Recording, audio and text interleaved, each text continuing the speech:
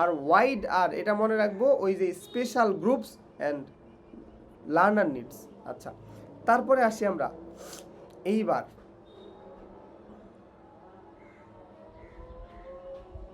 আচ্ছা court লেউইন্স change model. এটা একটা চমৎকার মডেল। এটা একটু বোঝানোর জন্য আপনাদেরকে আগে একটু মনে রাখেন, এটা একটা চেঞ্জ মডেল।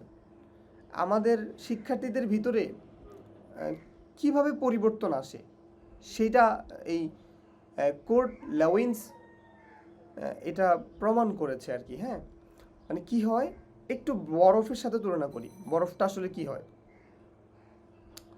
বরফটা আচ্ছা বরফ দিয়ে বোঝানো যাচ্ছে না আপনাদেরকে, এটার জন্য একটা আমার প্রেজেন্টেশন আছে, ওইটা একটু দেখাই আনি। হ্যাঁ, ওইটা একটু দেখাই, একটু প্লিজ একটু দেখেন। ওইটা ছিল এই যে, একসাথে সব দেখাই দিলাম আর কি, এটা নিয়ে আলাদা একটা ভিডিও করা দরকার ছিল। আচ্ছা একটু দেখেন, পরিবর্তনের 3টা ধাপ। একটা মানুষ ধরেই কিন্তু পরিবর্তন হয় না, তো 3টা ধাপ কি কি একটু দেখেন।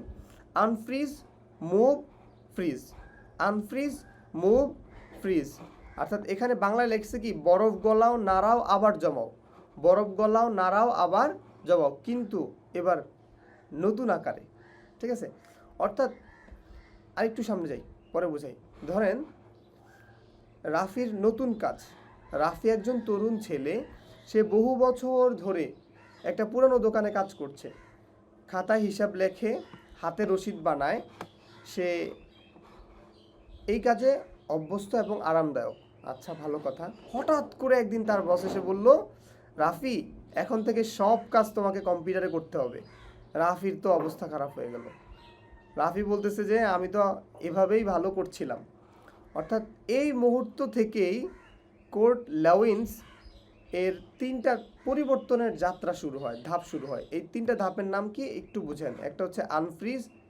তো এই আনফ্রিজে কি হয়, এবার রাফি বলল আমি তো আগেই ভালো ছিলাম, খাতা কলমেই আমার যথেষ্ট ছিল।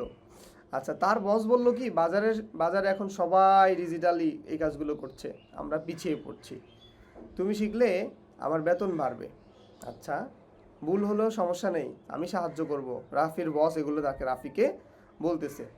অর্থাৎ এবার রাফির ভিতরে কি কাজ করতেছে, ধীরে ধীরে রাফির মনের বরফ গলতে শুরু হয়, ভয়টা কেটে যাচ্ছে। এখন এই একজন শিক্ষার্থীরও এভাবে পরিবর্তন আসবে। সো আপনি একজন ট্রেনার হিসাবে আপনার দায়িত্ব